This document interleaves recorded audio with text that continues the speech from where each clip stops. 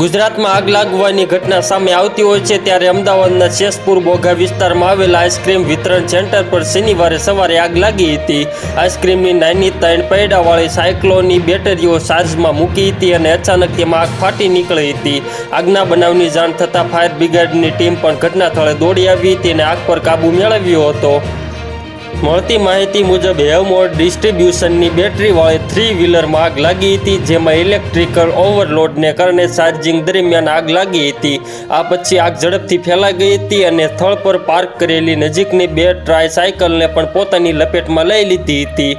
આગના બનાવમાં પ્રથમ માળે 5 લોકો ફસાયા હતા, જેમાં 2 લોકો કૂદી પડ્યા હતા અને 3 લોકો સલામત રીતે બાલ્કનીમાંથી નીચે ઉતરી ગયા હતા।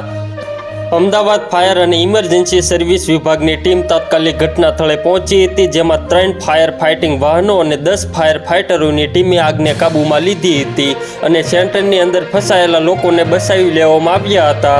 આ ઘટનામાં શ્યામ સુંદર નામના એક વ્યક્તિને દાઝી જવાથી ઈજાઓ પહોંચતા 108 ઇમરજન્સી એમ્બ્યુલન્સ દ્વારા નજીકની હોસ્પિટલમાં લઈ જવામાં આવ્યો હતો, જ્યારે કૈલાસ નામના અન્ય એક વ્યક્તિને ઘટના સ્થળેથી સુરક્ષિત રીતે બચાવી લેવામાં આવ્યો હતો।